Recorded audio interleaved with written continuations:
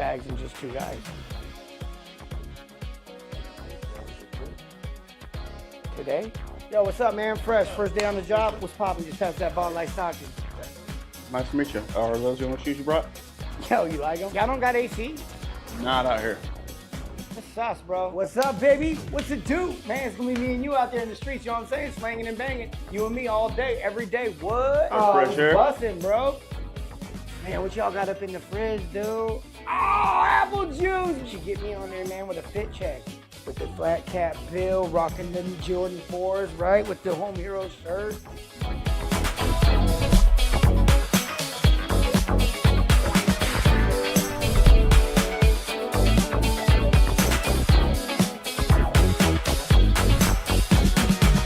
I've gone to shops where literally guys will pull me aside and be like, man, I love all this stuff you're teaching, but if I do this, I'll be out till midnight. They're just going to give me more calls. And it's heartbreaking. It's like, man, what's the real goal here? Like, if I've got 12 tables in a restaurant and I can serve those 12 people and give them the best experience ever and I can be profitable, if I want to make more money, I'm going to add a 13th table. I'm not going to add a 13th customer. Meaning I'm going to increase my capacity. I'm not just going to shove more people into my capacity. If my room fits 56 people and I want to sell more tickets to my event, I either have to increase the capacity or hold separate events. I can't put 115 people into a room of 57 people.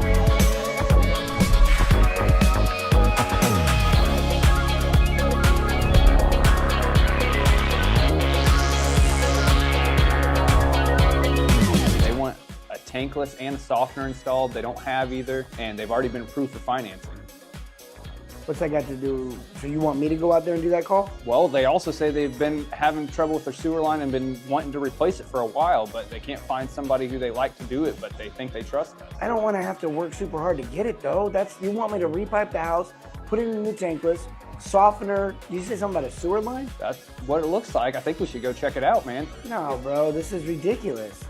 And is this commission? Yeah, I already talked to the owner about it. He wants to actually double your commission on it because it's such a big job. No. So you want me to go out there, you want me to run this call, it's a bunch of work and a bunch of money or whatever, but it's also a bunch of taxes, and you're gonna have people out there helping me, watch me, do what I do, and then you want me to get it done faster so I make even more money, and then I have to, take another call because now I'm done by Thursday or something? What else are you gonna be doing instead here, Steve? This is the job, man. You got any odor smells or anything like that on there? Like maybe like in a different, maybe just...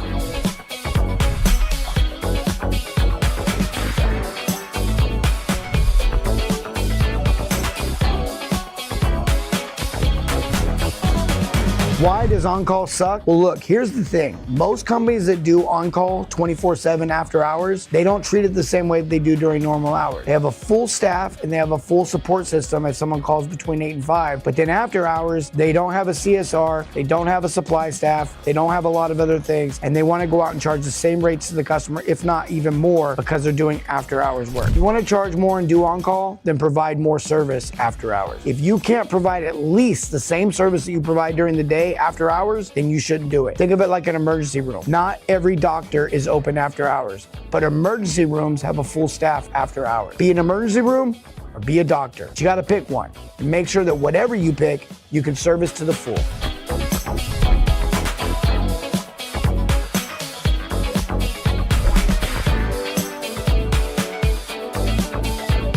When there's no plumbers to hire, there's still a lot of plumbers that don't work for you working in your city. You're just not known enough. And so everybody tries to be just known enough because you don't want to overspend your marketing. And he goes, well, what do you do with all the money you spend on leads that you can't get to? And I'm like, well, what do you do with all the money you don't make when you're slow? See how this goes both ways? So I would rather spend a couple extra thousand every month and waste it and be known and have leads and momentum and be moving forward and I can hire into than to have that day, just one day when I'm slow. It'll be a couple grand in revenue off of one truck that we don't get.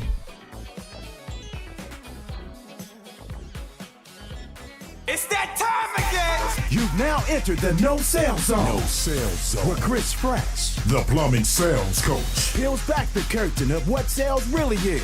Buckle up, and get ready to learn how to increase ticket average by providing better service. And now, your host, Ladies and gentlemen, please welcome CF, the plumbing sales coach. Hey, what's up, everybody? Welcome back to another episode of The Fresh Approach. I'm your host, CF, the Plumbing Sales Coach, and tonight I've got a special guest, someone who is out in the trade, out in the field still running his own truck, works for a company. We're going to get more into who he works for and where he works, but this guy kills it. He's a believer in this concept of service and serving your community, and he's a legit plumber. In fact, he's on the internet. He makes videos. You may have seen him. You may have heard of him or heard him actually before. And I cannot wait to bring him on here because I met him in person down at the Wet Show. We had a great lunch. We had a good time talking about how we believe in service and that you don't have to be a salesman. You just simply have to diagnose better. And I can't wait to dive into that conversation with him. In fact, he's backstage right now. We've talked a little bit before the show started. He's excited to be on here and he can't wait to do it. But before we get into that, I want to say what's up. Who's watching this show? We got Daniel in the house. Good. What's up? He says, let's go. Hey. Brittany Briner says, what's up? The plumber's plunger in the house. All good plumbing. He says, all good in the hood. What's up, brother? Dan Walls in the house. Logan William watching. Robert Avila says, this is going to be a great show. You're right, bro. It's going to be a great show. Where are you from? Where are you plumb? Where are you at? Tell me where you're at. Sitchy. Is it Sitchy? Sitchy Plumbing LLC is watching. What's up? Welcome to the show. David Wayne Simmons. Good to see you. Good to have on you. Bob Kellogg says, what's up, Fresh? What up, Bob? What about Bob? Wait, I think I've heard of something about that before. What's up? All right. We got a good one for you. YouTube, I want to say what's up to you guys. You don't get enough love. What's up from Texas? Larry Stinson Plumbing in the house. Good to see you guys. Andrew Cornwell making a sneak peek appearance. Good to see you. He says, sup. So what's up? Dude, I was driving down the highway the other day up in the Westfield, Arcadia, Atlanta area, and I saw a huge corn on the cob, and I thought of you, bro. I thought of you. La Crosse, Wisconsin, Bob Kellogg says that's where they're at. The Plumber's Plunger says New Braunfels, Texas, and All Good Plumbing throws up the deuces. Trident Plumbing in Frisco, Texas. Daniel, is it Zakowski? That's a cool last name, Zakowski. What's up? Michael Washburn is watching. Good to see you. Welcome. Tonight we got a special from Columbia, Missouri, out here supporting the Sleepy Plumber. All right, we got a supporter for the Sleepy Plumber, and we probably will get a few more. He's got a following. He's got a crowd that likes what he's about, likes what he talks about. We're going to bring him on here in just a few minutes. Kate,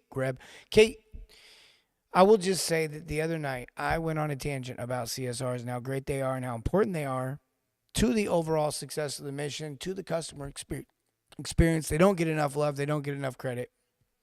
But I see you guys. I recognize you. Thurgood Plumbing, Clearfield, Utah. Chuck Dollarhide, what up? Shauna Dobbs, she will say she's from Texas, and it will be in all caps. Just give it a few moments. All right, we're going to get into this here, guys. Look, tonight we got a good one for you. We're going to be talking about service. We're going to break down the framework that it requires to go into a home to raise your ticket average without being a salesman. I know, I said it. Now, look, before we get too far into this, before I bring on Josh, that's his first real name. I'm going to tell you his username or his handle. I don't know, what do they call it? Handle? Is that what they call it? Is that what the kids call it? I don't know what they call it. Before I tell you what that is and how you can find him, might even show you a video really quick here in a second. Something he's done. What's up, King's Plumbing? I will say that it is very important, and I mean extremely important, that you are following some sort of framework when you go through the home, but you do not have to be a salesman. And I see so many people on my page with opinions about whether or not I've ever been in the field. And I don't know if I should tell you or not. I don't know if I should answer that just yet because I want to leave you in suspense. Have I ever been in the field? Have I ever ran a call? Have I ever been I think I called office boy the other day. And I was like, no, it's podcast boy. Get it right. Get it straight. Paul Opsa says, Texas. I've ran calls with, I can't say that. Never mind. I may or may not have ran calls with Paul in Texas. That Mr. Potty. Yeah, I've ran calls. I've ran thousands of calls. Thousands. You can add them up. And in all different kinds of states. There's some crazy plumbing out there, y'all. Even Canada. Plums Up might be on there. I've ran calls with Bob Kellogg. Me and Bob got lobster juice on our face out of a drain pipe unclogging a drain. And that story doesn't get better as I tell it.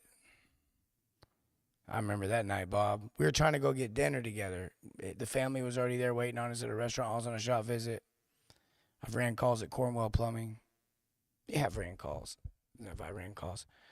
Look, there are a lot of shady individuals out there. I'll say that. Even on the internet, I get that. They're fake. But I've ran calls. I ran a plumbing shop for a long time, for multiple years. Felt multiple plumbing shops change their plumbing companies from kind of fast food to fine dining. This idea of running as many calls as you can, working 24/7, killing all the employees, to building a culture and actually running the call the right way and generating revenue and then reinvesting it back into the company and doing it right. And the guy that I'm bringing on is a real plumber, legit plumber, works for a plumbing company right now, has his license in the field, does the thing, does the deal, call to call, diagnosis. He even does some videos. I want to bring one up really quick. Let's bring up the plumbing video first. And I'll show you. This one's an old one from him, but let's go ahead and watch this really quick.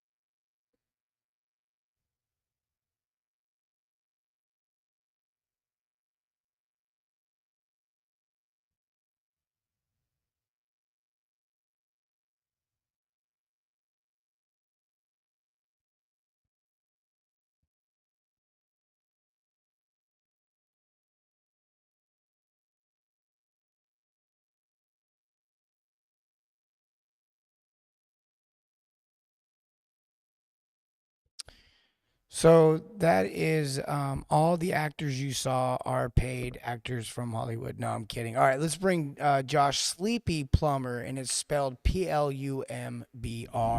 Sleepy Plumber. Josh, what's up, brother? It's so good to have you on here. You know what? Thank you so much for having me on here. This is awesome, man. Yeah. So tell me first of all, where are you from? Where you at? Where do you plumb? Where do you do your worst? So yeah, thank you for the introduction. Like you said, my name is Josh. I'm Sleepy Plumber. I'm out of Columbia, Missouri, and I've been working in the field for almost 11 years now, just running a bunch of service calls, mostly in residential, a little bit in commercial, but I try and stick with residential because you get to deal with the customer a little bit more than commercial.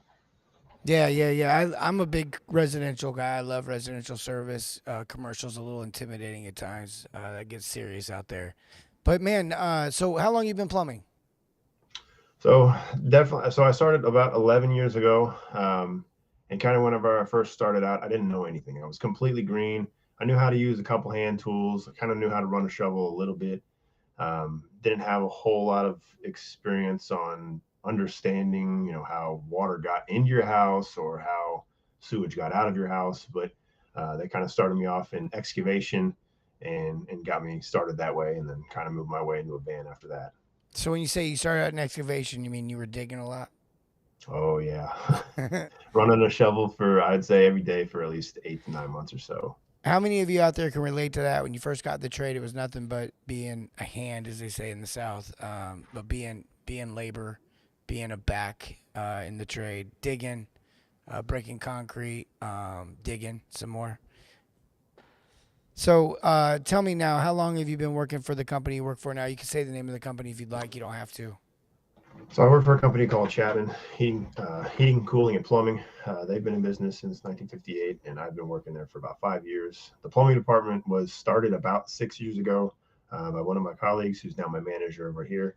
We used to work at a previous company. I won't say their name, but we used to work there. We both kind of got recruited to come over here and help build up the department here, and it's been awesome. So let me get this straight. Previous company, probably wouldn't recommend. Current company, you still love. Yeah, probably not. All right, fair enough. All right. Tell me, if you're watching right now, how many of you can relate to that, being a hand, so to speak, being labor when you first got in the trade? And you run a lot of service calls. You deal with a lot of customers. And I know in your heart, the thing that I like about you, I actually used to watch you for years. I was shocked that you knew who I was. And we were talking. I don't know how we ended up, but we were talking through DM or something like that, and I was like, "I love your content. You know, it's cool." And I really appreciate it because I remember you used to eat sandwiches or eat lunch or something like that as you were giving tips. But you've always been for the trade. You've always been for the plumber first as well as the customer, but you are for the plumber. You're a plumber. You're for the plumber, but you're also for the customer. And I've seen you take on some conversations, some hot takes that I would agree with, where you kind of say, "This is it. This is how I feel. This is what I believe in." One of those is customer service. That you should be able to solve a lot of problems in the home. There probably will be a high generation of revenue, but it's not because you're selling.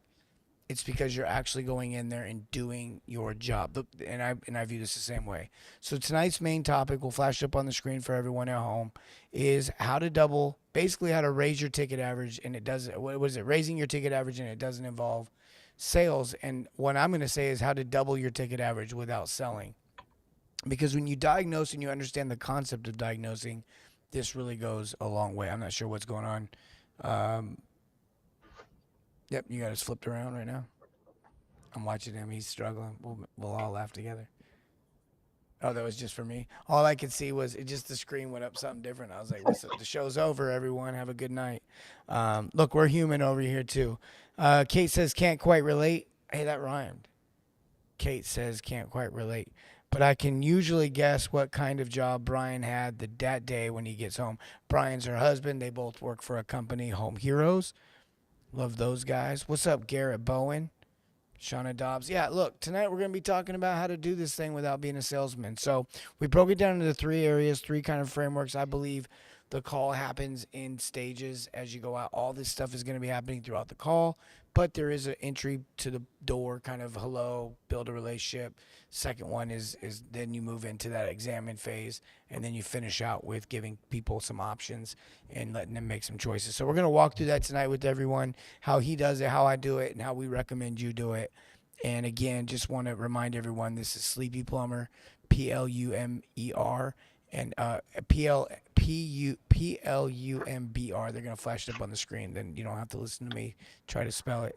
But it's Sleepy Plumber. He's on Instagram. He's on TikTok. And he's on Facebook. He's got a huge following. And you should be following him as well. All right, Josh, let's get into it. So the first point tonight is relationships. How important is that?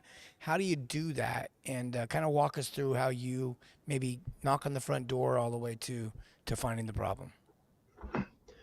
Yeah, so one thing that I typically like to do, when I get sent a call on my iPad, I take a brief look over what's the customer name, what part of town are they going to, how long do I have to think about, any past jobs I might have been at this customer's house. So, kind of look through the history, see if there's anything. Oh, yeah, hey, I did a toilet last year. I did a water heater the year before. Okay, cool. We're going for, faucet today. Just have a quick, brief history of what's going on. That gives you the correct mindset to know who you're dealing with before you even get to the call. Once you get there, typically what I do is I'll park on the street. I never want to park in the driveway just in case somebody needs to leave while I'm there. Can you say that if I again? park in the you want to say it again? Yeah, say it again for the people that didn't hear it. Park on the street.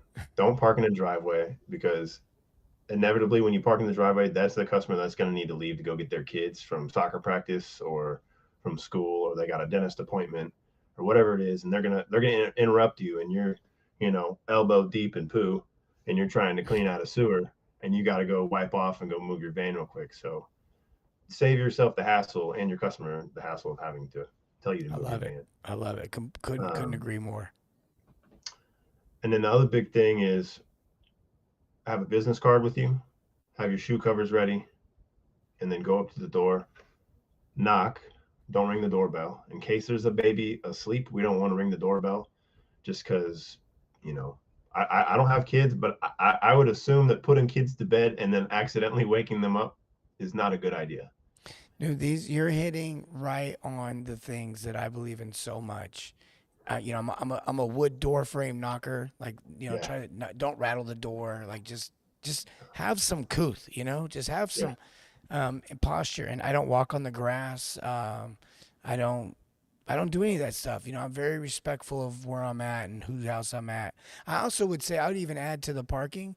I don't park where I can be an annoyance to anybody. even the Yeah. neighbors. I'm very careful of those kinds of things. And parking in the driveway is such a big one because I know their cousin came over last week and dripped oil. They didn't see it, but now I was there and they think I did it, but I didn't do it. I'm in a brand new Ford Transit, 3,000 miles on it, and somehow it's my fault. The shingle in the backyard's my fault. So I got to be, you Right. got to be careful. Everything's your fault. All right. So the customer opens the door. One thing I believe in is you don't have to build relationship always through relationship in the traditional sense of telling them a story or telling them a joke or even connecting with them. Sometimes just respecting them and looking them in the eye and going through the home with shoe covers. I love that. I put them on as I enter the doorway, not after and not before. What's your take on that? Like that walk from the door to the problem. How does that look? What are the variations of how that can look? It's all kind of dependent on the customer. Some customers are, right when you open the door, they're like, "Hey, problem's over there. Bye." And you don't even see them to the end of the call. Whenever you're given options, then you have to go find where they are. But They're some like walking customers, away and the door's still opening. yeah, that's happened a couple times. You ever get It is this one? frustrating. Yeah. There's been a handful of those too, but you take the good ones with the bad. But usually, you walk, you put the shoe covers in, you come in, say, "Hey, Mrs. Jones, I understand we're here for a drippy faucets today. Could you show me where that is?" And usually we'll start walking that direction and she'll start telling me the story about, how it happened, how long it's been going on, stuff like that. And then I'll start asking questions to kind of engage more conversation about the situation and what's been going on with it. So yeah, that's interesting because you mentioned the point of some people don't really like. They're just not available mentally. We'll call it for whatever reason. And people always go, "What do you do?" And I say, "Well, I either bring them with me or I bring them with me." And what I mean by that is I'll either bring them with me because I say, "Hey, I'll ask questions and get them involved." And if that doesn't work, I'll bring pictures and videos back to them and be like, "Hey, this is what I found. Can we talk about this real quick?" People go with, you're just not for whatever reason important to them at that moment, and they're treating you like a commodity, and it sucks. But we have to find a way through that. And sometimes it can't get confrontational. It's their house. They have the right to that opinion, but we still gotta work through that and find that out. So that's great. So relationship building is important. It can be done in many different ways. You mentioned going through with the customer and asking them questions and walking through different things. Do you ever discover maybe commonalities you have with them throughout that process, and how does that look, and how do you do you talk about it? Do you move on from it? Does it matter? Does it help? I mean, inevitably, half the houses you walk into, they have a pet. I have a dog, so I have a commonality right away as I walk in, I think. And usually I'll go, "Oh, hey, what's your dog's name? How old? Blah, blah, blah." You can kind of go off on this little tangent and kind of create something with them. Or, maybe I'm really into music. If I see, they have an instrument or something, "Oh, hey, how long have you been playing guitar for?" Or something like that. And we spark up conversation. We kind of get away from the business talk just for a few minutes even. And then really, I don't want to say like brings our guard down, but it makes them feel like you're more of a friend rather than a salesman. It takes you out of the box. Right. Correct. I don't think it necessarily like makes them all of a sudden go, "Wow, here's my credit card," but I definitely think it takes you out of the box. I've always said, like, once they realize, I'll put it this way: if you work with someone that annoys you, or you've ever worked with someone that annoyed you, and you end up outside of work with them for some reason, a company event, and they got their family there, or you see their family pick them up from work, or whatever it is, I've oftentimes found that like all of a sudden you get a different perspective and you kind of like them a little bit more. Or you don't dislike them as much, or at least you have grace for the differences that you see. And I feel like something similar happens inside the home when they're like, "Okay, you work for a plumbing company, you're a plumber." Maybe they think you're a salesman, maybe they think you're a plumber, maybe they think whatever they think. But then all of a sudden they find out like, "Oh, your kid and my kid had the same soccer coach," or you and I shop at the same music store. Oh, maybe you are human. Maybe it's like, "Oh, okay," and they take you out of that box. And I say, let them know that you're a part of the community. Like it's so important for people to know that you're a part of the community. You're not just this fictional character that works for a company that's a plumber. I love that. Right. Relationship absolutely matters. A couple comments I want to get to real quick. Jeff Lane says, "What's up, big dog? Sorry, tad late tonight. No worries. Good to have you on here. Good to see you, brother." The vibe assessment sounds like a V. Oh yeah, Josh. Josh is a V. But Josh has some really good. I'd say he's a team player. I don't know. Maybe not a V. You're talking about the customer. Yeah, I just realized. I said, wait, Josh is not a V. I'm reading this just going. Yeah, Josh is a V. No, I don't think Josh is a V. Be a good listener. Give multiple options. Look at the system as a whole, not just today's problem, but what caused it. Man, that's it. That's it right there. You've been sneaking into our trainings. I've had that HVAC company all blocked in my garage. I'm not sure what that means, but I like it. Knock on the door and take a step back. What was she saying? Oh, don't park in the driveway. She's had that happen. Yeah, they blocked her in. It's real. It's real. Okay, look. Relationships are important. Showing respect in the home is important. Respecting them and parking the right way is important. When you walk up to the home is important. How you knock on the front door is important. I always say step back, let the door open all the way. Step down a step if you're able. I'm only 5'6", so I'm not that intimidating at all. But I think you're what, 6'7", Like 6'12", like 6'2". Dude's like 7'3". I met with him in Indianapolis. We connected. He went to the wet show. I live in Indianapolis. I was like, I'll come down there. And we had lunch at, where'd we have lunch? Harry and Izzy's?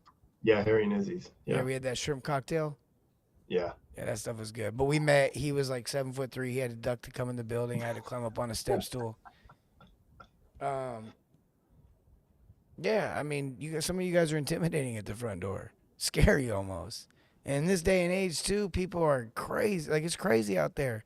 People are disguising themselves, looking a certain kind of way.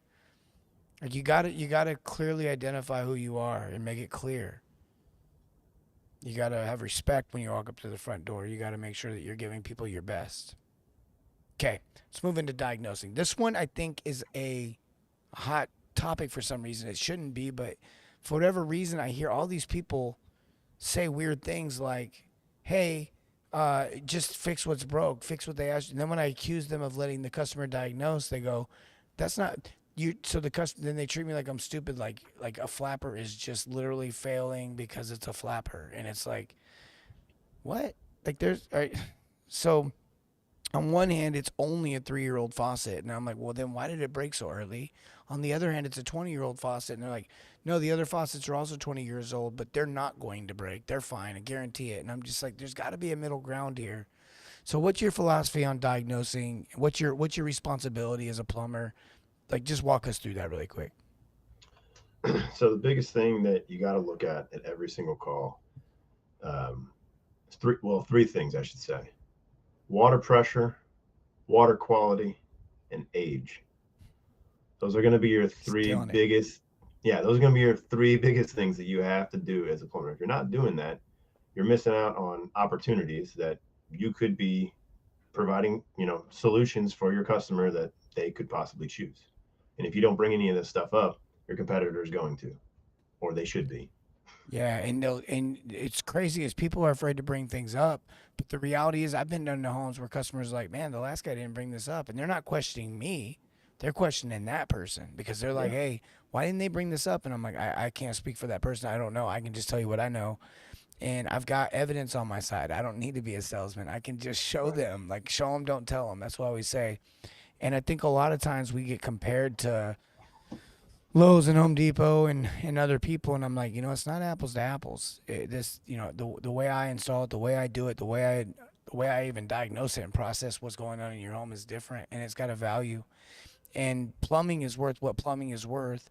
Construction plumbing, all that's great. It's a wonderful deal. But when you're in service plumbing and you're in someone's home and you have to not only be a plumber, but you also have to be a financial advisor, a counselor, a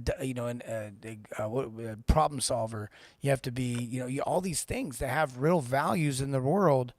And that's where our value comes from. And that's why we get paid, or can get paid, 6 figures and should get paid 6 figures. And I know some guys that make some wild money. The vows in education are essential, Cost says. Cost says, I've known him for 20 years. I have known you for 20 years, brother. My goodness. St. Elmo's shrimp cocktail is no joke. In Cancun right now, Justin Michael says, on Crown Championship trip for a certain pass, still trying to learn from you. Shoot, you're in Cancun, bro. I'm in Indianapolis. I'm trying to learn from you. Yeah, you know what I'm saying? Watch my morning training modules in the morning before I go to work. Love that. Oh, yeah, it's just still learning from him. Water quality, water pressure, absolutely. Yeah, 100%. I couldn't agree more. Couldn't agree more. What's up, Robert Seneca? Welcome to the show. Sup, team? Okay, look, so diagnosing is important, right? We got to go through those different vitals. And, it's kind of like anytime you go to the doctor, it doesn't matter what you go for, they're still taking the vitals. We got to do the same thing, and we got to stop acting like the other stuff isn't going to break. One time I asked a bunch of guys, I was just like, look, if you're not going to offer it, are you going to warranty it? Like, will you stand, if you don't need to offer it and you don't need to tell the customer, are you willing to go stand behind it then? And of course not. Heck, there's shutoffs in the house I won't even look at. You know what I'm saying? Like, it'll start leaking if I just walk by it. And I'm like, if I just walk near the room, it's going to leak. New live stream viewer. What's up? Win some, lose some. I like it. I was about to go country. Win some, lonesome. win some loans. That's a great country man. artist He says name. service manager here. Love your stuff. I love your name, bro. There's no way that's a real name. If that's a real name,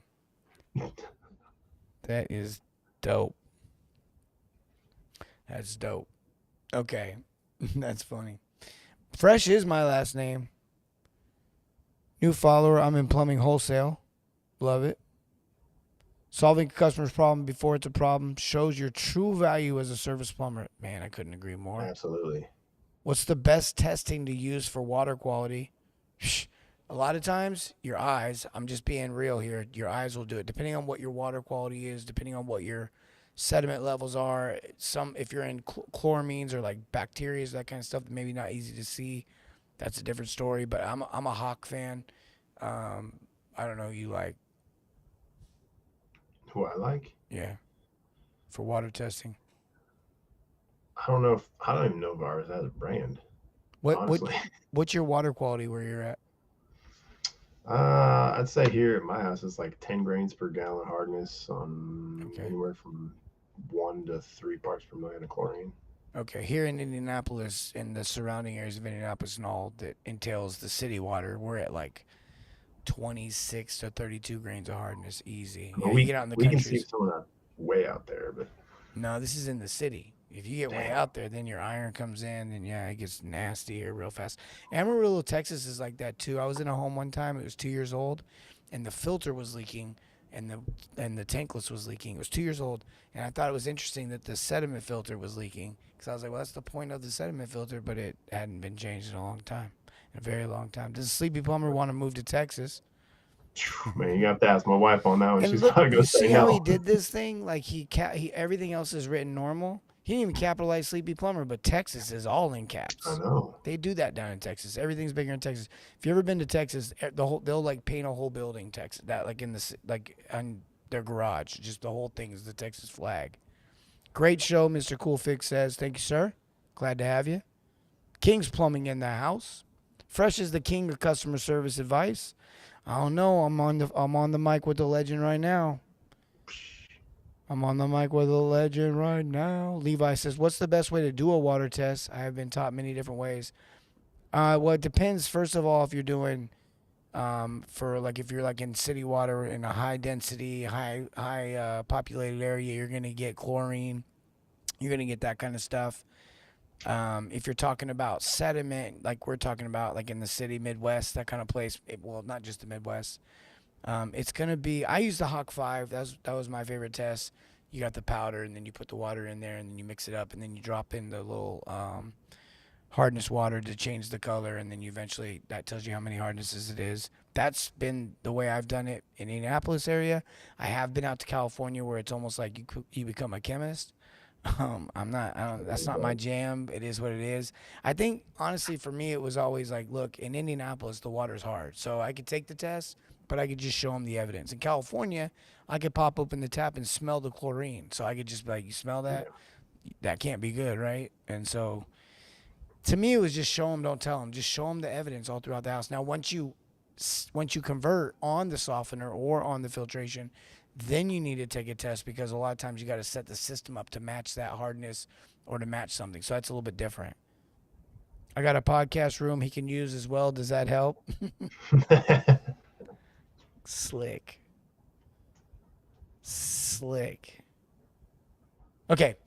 Diagnosis is important. I have a 4-step framework. We did a show, like 2 months ago on diagnosing, 2-3 months ago, talked about the 4 steps, of going through the home. What's broke? Why is it broke? What's it connect to? What else works just like it? That's what should lead you through the home. I've been a firm believer that there's a couple $1,000s worth of plumbing that needs to be done pretty much in every home. Maybe it's 3. All right, let's walk through this value stacking a little bit. Now, value stacking to me is this idea of a couple of options, 3 options, giving the customer choice, letting them choose what they want. How do you, what's your strategy? What's your style? You're not in our coaching program, so you may not know how I teach it, but I'd love to hear your take on it. So typically, when we go in, we're servicing something. We're going to give them something similar to I've understood some of the way that you do the options, but similar ideas. We have a demand call option, kind of an upgraded option, and then kind of like a best of best option. Typically, we try and keep it between 3 to maybe 4 options, because once you get above 4 options, a confused mind is going to say no. The customer is they're not gonna buy from you at that point, because there's too much information overload. If you want to send them bids later, that's fine. You can send them bids later, but in the moment, don't do more than 3. It's just easier to do it that way. Man, I couldn't agree more. Russell Brunson is where I had heard that quote the first time. Someone else may have said it, but a confused mind always says no. And man, I agree with that so much. And the other thing that I agree with is the 3 options. I'm like, you cannot get me off that. The reason why is it's not like just an opinion. Like, this has been studied, and it's not even, I believe it comes straight out of the Bible. Like, in the Bible, there's the Trinity. People may disagree with that. Then I could take you to the Greeks and the Romans. They studied Omne Trium Perfectum back in the whenever before, I don't know what date it was, but it was forever ago, before my time. Even though I have gray hair, it was definitely before my time. And they studied it in a way to understand human behavior. And then, years later, you've got all these different books that have been written on psychology, and it's just crazy. Like Dr. Benjamin Hardy, I got a chance to meet him not that long ago. 10 times is easier than 2 times, and who, not how. And just got a chance to meet him like a week ago. And the guy is like, just the way he thinks, and he's a psychologist, like the way he thinks, but he understands how people think. And when you understand that part of it, it really becomes a lot easier to understand what works and what doesn't work. And you're right, 3 options is crucial. And we have a little saying inside of our program, the 4th option is the option the customer writes, and they always buy that one. And that's kind of like a play off if they modify your options. When you're doing 3 options, you said demand. What was the second one?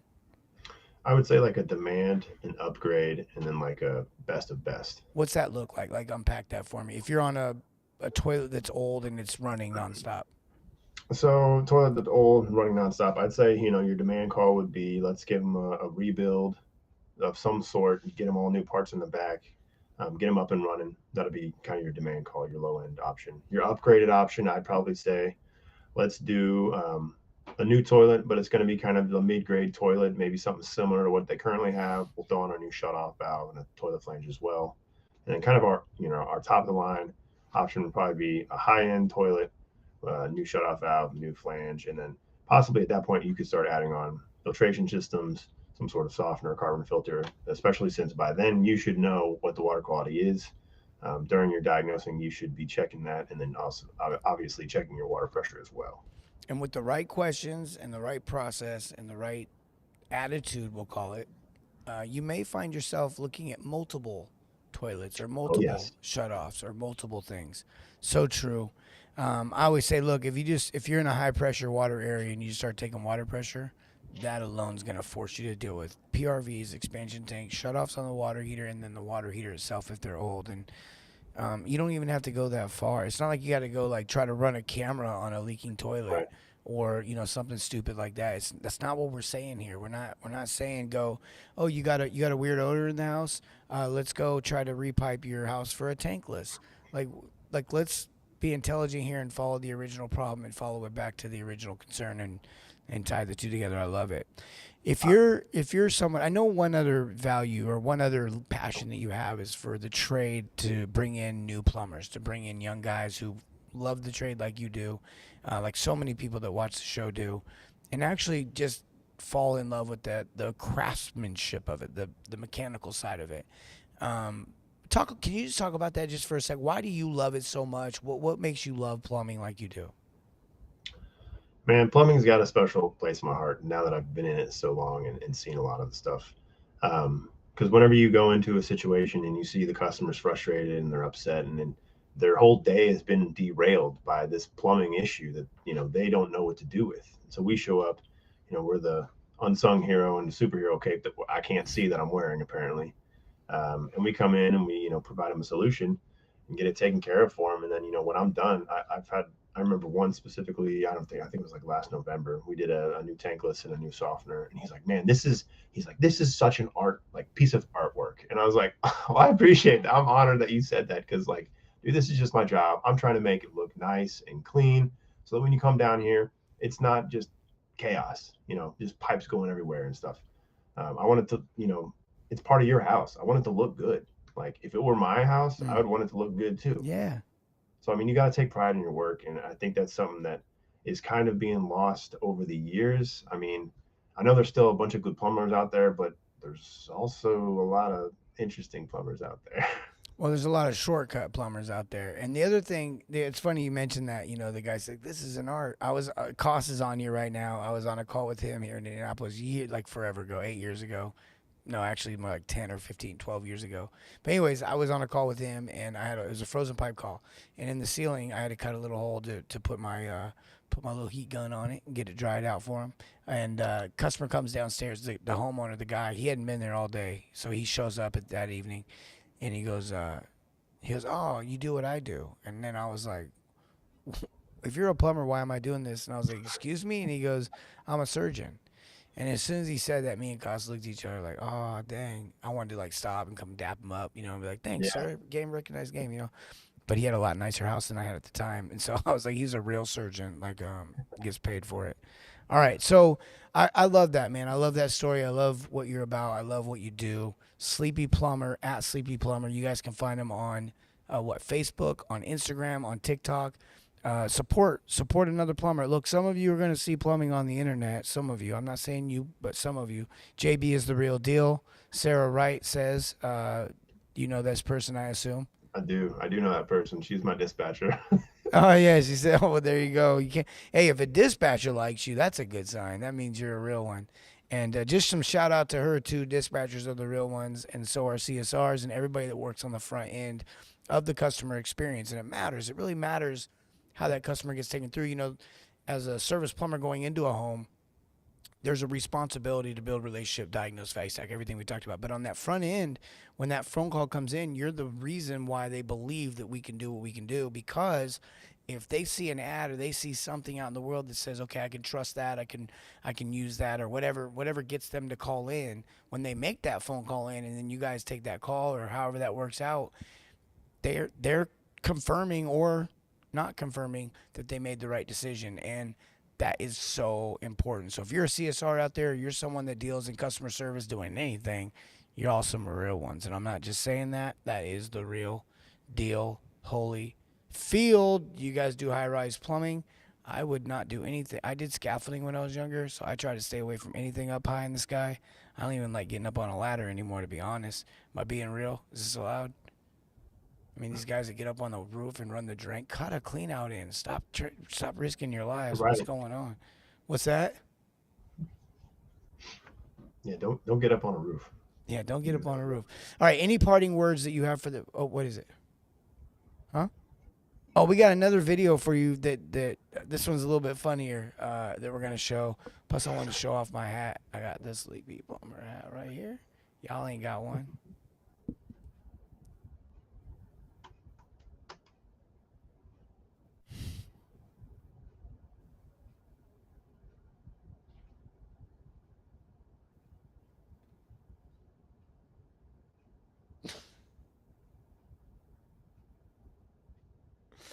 Oh man, that's good. Yeah, that's the good stuff that's out there. That's what we see. Plumbers on the internet are the best. Absolutely. Yeah, support your local plumber. He said, I'm saying high-rise residential. Yeah, we do in Atlanta. We do high rise like condos. It's just not my game, man. To be honest with you, I like homes that are flat on the ground, a nice basement in it, a crawl space, pier Easy and peasy. beam. Yeah. Maybe a second story sometimes. All right, that's crazy, dude. You go down in the south, they got their water heaters in the attics. It's yeah, I know. It's like, and then it's 130. Why? Right. I would love one day to get the world together and just be like, all right, I've seen everywhere. This is what I recommend we do going forward everywhere. Let's stop the nonsense. Yeah. Dude, in Texas, they get in tunnels. So yeah, I got some buddies in Arizona. They're like, oh yeah, we just tunnel under the house. I'm like, tunnel under the house, man. I'm out. Y'all have fun. Yeah, we break concrete here. Yeah. Yeah, we break concrete. How many? Just real quick, how many of you out there are tunnels or you're concrete? We bust concrete. Like we break the floor. Yeah, too scary. Anything up high, anything off the ground. I'm not a fan anymore. I'm telling you. I'm just being honest. I'd rather crawl on my belly through. So I'm not a big fan of spiders either, but I'd rather do that than heights. In the attic above the second floor, he said. That's 100% how they do it. Yes, come to the south. I've been down there, bro. Y'all are crazy in the south. I'm just saying. Y'all are crazy in the south. He says tunnels. We're tunnels. The plumber's plunger says tunnels. Man, that's crazy to me. All right, look. Here's what concrete and crawl spaces. Yep, I love that. I hate the water heater in the attic in the South Carolina. We do not do that in Kentucky. I line it, not dig it. I like it. I line it, not dig it. Do you do lining? We're trying to work our way into that. Yeah. We want to. You ever seen the movie The Founder? I don't think so. Well, this reference ain't gonna make any sense to you. There's a scene where he gets up on the car and he's like, franchise, like he figured it out, the solution of all solutions. He's all excited. Well, the first time I was with Jeff Lane, who's on here right now, the first time I ever saw a lining job, he did UV. Well, I mean, dude, we at 1 o'clock in the afternoon, this is a 35-foot reline from halfway through the yard to up underneath the slab. Then this is a transition underneath the house. So this is easily a 3-4 day job, like breaking up concrete, just blowing the whole place up. I'm joking, but it's a crazy job. So we get there. We're at the shop at 1 o'clock in the afternoon, and we start the job at 1 p.m. At the shop. At 4 p.m. we were leaving the house, and it was done. Yeah. And it was like that, and it was so clean. It didn't even look like we'd been there, and I was just like, "What just happened?" So that was my story on. Jeff does a couple liners a day, dude. He's if you want me to connect you with him, I'll connect you with him. He's a real one, and he can probably give you some tips and pointers. But he's probably like, bro, don't give my phone number out. I'm giving your phone number out, Jeff. It is what it is. It's too late. I can't take it back. I saw a lot of that UV stuff at the wet show. I was like, man, this is a whole other world. Yeah, It's awesome. liners are crazy. I think there's so many solutions out there. There's so much smart technology that people just aren't educating themselves on. Look, how do you feel about softeners? Because we'll kind of go a little extended time here. How do you feel about softeners? Because I feel like plumbers let softeners go and create itself an own industry. It's the artery of the dang plumbing system.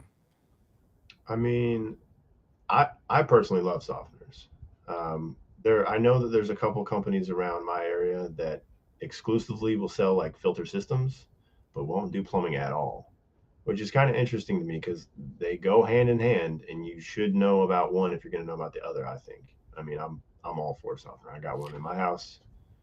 I always recommend it to everybody.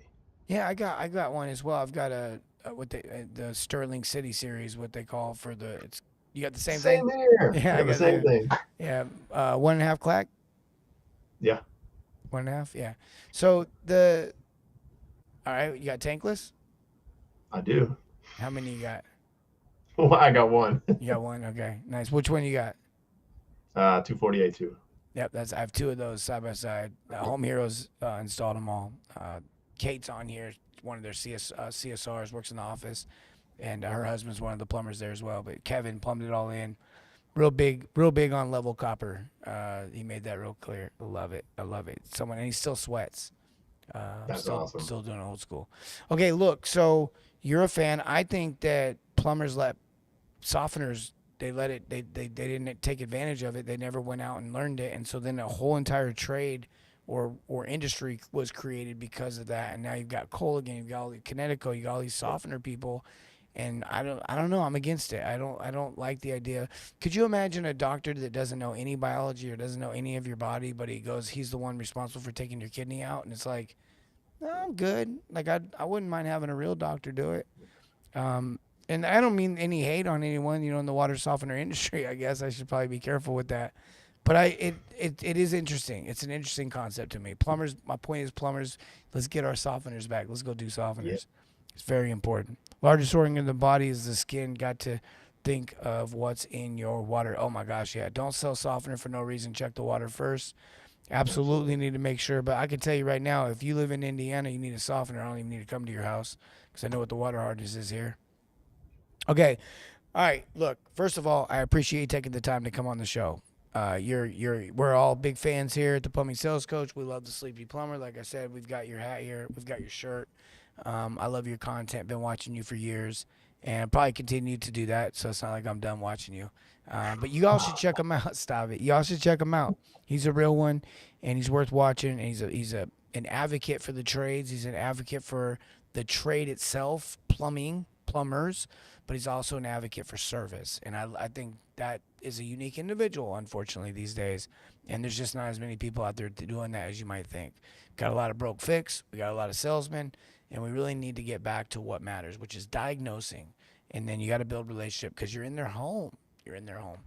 Josh, thanks so much for coming on here, man. It's an absolute pleasure. You killed it. Hey, I really appreciate you having me. This has been a blast.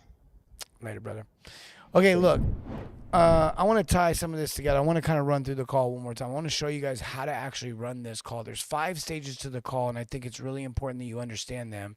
And the relationship diagnosing and value stack is really the framework, the overarching framework of what has to happen. But the 5 stages is the process as you go through the call. And I always thought about, like, is it a sales process, like do this, then do that? But I don't think that's how it works with humans. And it shouldn't work that way with humans. And so sometimes these stages get moved around a little bit. But at the end of the day, what you're trying to accomplish is build a relationship, diagnose the problem, and then solve it. And we solve it with options, and we call those options value stacking because it's like an intelligent way of the options. And when you get that, when you do that, the customer stops shutting you down from going through the home because they understand why you're going to the home. One thing I wish we had gotten into, because I remember he told me this and he said this, that it's so important to him that that you speak in the customer's language, like in a way that they understand. And again, I wish I just thought of that, but I saw him say that. I don't remember. It was in a video he had posted promoting the show, or if he sent it to me in a message. But either way, I know that he believes in that, and giving the customer education and giving the customer knowledge and helping them understand what they're buying, because it helps them make the right decision. We're not trying to get them to do anything. This isn't a swindle take. This isn't like do this to get them to do that. It's more of like, hey, no one's been in their home for a year or two. The plumbing isn't as good as they think it is. It's more expensive than they think it is. And you need to go figure out what's going on in that home. Take their concern, the thing that got them to call you out there, which usually isn't the plumbing, believe it or not. Meaning sometimes water's getting on something they value and they want that to be protected. Or sometimes they got people coming into town, and so now the drippy faucet matters. And you gotta know why you're there, not just the plumbing, but also the purpose that the customer called you out there for. And when you start to put those 2 dots together, you can start to look at the lens, or look through the lens a little bit differently as you navigate the home, and you have that conversation, and you ask more questions, and you discover more things. Because when you do that, the customer's involved, and now they can basically diagnose their home with a trusted advisor. It's like they got AI right there in their hand looking at everything for them. But that does not happen without trust, and that does not happen without relationship. Don't have to be best friends. Don't have to both like the Cubs, but you just have to have a reality of you're both human. They got to see you as a human, and you got to take yourself out of that box. Josh nailed that in the relationship segment when he talked about the things of, hey, maybe we got a commonality. Maybe both our kids go to the same school or something like that. And so do that. Learn your community, know your area, and be a part of your community. I guess that's the first part, be a good human, but share that with your customer. And the 5 stages really correlate with what I'm talking about. So let me break them down for you. The first one is fears. There's 3 fears every customer has, and it's not what you think. It's not price, believe it or not. So if it was price, they wouldn't have called you. If they were really that stretched for money, typically those people call friends and family and post things on their boards at the church or whatever. It's not that. It's what they're going to get for their money. That's what they're really concerned with. So there's 3 fears every customer deals with. So in that first letter F, FRESH, the 5 stages, my last name, Fresh. See what I did? Fears. Okay, customers in fear mode. And you got to reduce that fear. You got to calm that fear. Number 2 is review. You got to hear the customer out. Now, there's a really good way to do this. There's an effective way to do this. I'm a big believer in questions. Get really good at questions. You want to get good at sales, get good at questions. And then you got to examine. That's number 3. Examine. That's the 3rd phase. So first, you got to reduce the fear so that they can kind of operate. Think about if you were scared and you were going down an alleyway late at night and something scared you, your senses wouldn't all work the same. You ever been in a house and been scared? One night I was sitting and I was playing a video. I was young and married with a couple kids, and I was playing a video game. I think Madden. I'm pretty good on the sticks. I don't want to brag about it right now. But I'm playing Madden. And all of a sudden, someone shoots a shotgun into my sliding glass door 3 times, and I froze. Now, some of you might think I'm a coward. Do what you want. I get roasted on the internet anyways. You can't say anything worse than people that actually know me have said, so whatever. But I was scared. Like, for an hour, stiff. You think, how'd the guy not come in and kill you? Because it wasn't a shotgun. It's just what it sounded like. After an hour, I shut the game down. I shut the TV off. I got up off the couch from a frozen state, went upstairs and went to sleep like any man would do. Then I came back downstairs the next morning and realized my house got egged. And the sad part about that is it got egged, and that was the east side, so that when the sun came up, it like just cooked the egg right onto the... Fear modes are real, okay? You don't hear everything the same. You don't feel everything the same. So you got to reduce that fear. Then you got to review. You got to hear the customer out. They got to be heard. How many of you have gone in a situation where you're upset and they won't hear you out? Maybe you want to talk to a manager. Maybe you want to complain. Maybe you want them to make it right and you don't listen. But they don't listen. Then examine. Once I've got their attention, I've reduced that fear, and I've given them a reason to trust me. I've positioned myself as an expert. I can now examine, and I can diagnose, and I can figure out what's going on. I can look at it from a deeper level and include them along on the journey. And then the 4th phase is suggest. Suggest 3 options. I can give them 3 options. The last one is simply help. Help them make the right decision. I'm not a big fan of closing tactics. I will teach you how to overcome objections. But I think you can overcome the objections before they come up if you do it right. Look, if you want me to show you personally how to do this, if you want me to show you your team how to do this, if you're a service plumbing owner, go to raisemyticketaverage.com and I will show you exactly how to do this. Okay. I love you guys. I've been doing this for 8 years now on the internet. We were talking about it the other night, and it's crazy. We did the show back in the day. A lot of you used to watch the show back then. You guys watch the show now. We get millions of views. I think we get about 4 million views a month. That's like, what? So my point is if you're watching this, I'm shorter than you think. So if you see me in real life, you have to look down a little bit if you want to. Cost says real story. It is a real story because I love this. I love this trade. You know why I love this trade? I love this trade because of the customer experience. Just what Josh said. We get to go in and take a situation where someone's stressed, where someone's dealing with something they didn't expect to deal with, where they weren't hoping to deal with. They don't want to spend money on this today. And we can find a way to take that expense and turn it into an investment. Take that upside down and make it right side up. Take that stress and redeem it. And stress is the #1 cause of inflammation. Inflammation is the #1 cause of disease. When they say we protect the health of the nation, I don't think anyone really thought about how much we actually protect the health of the nation. When people are stressed, money is the #1 cause of this stress. Divorce happens because of money issues.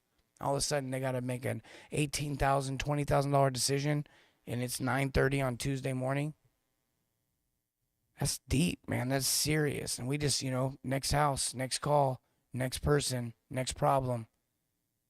I don't care how many times you've seen a toilet leak or how many times you've seen a water heater not heat water. It's deep for them. It's a big deal for them. There's a lot more going on than just, would you like some tea at the front door, or I'm busy on a call. I know we just take it for granted, but we shouldn't. It's a privilege. It's an honor. It's a burden. It's a responsibility to do what we do. Good for you for doing it, but have the right attitude when you do it. Remember, it's not about you. It's about what you can do for them. And I know some of you guys will go, wait a minute, they got to respect me. Okay. Okay. For the rest of you, you're in their home. They're not at their best. They're not at their best. Like it sucks. You went to work and they're not going to work. Give them your best. Give them your all. They deserve it. And if they reciprocate, great. If not, you make the big bucks, move on. I love you guys. Remember, serve your community and everything, not just plumbing. Have a great night. If you want more tips about marketing, sales, and business, type subscribe in the comments and get alerts about future shows. Also, check out our podcast on Spotify, Apple, and other major platforms. Thanks again for watching The Fresh Approach.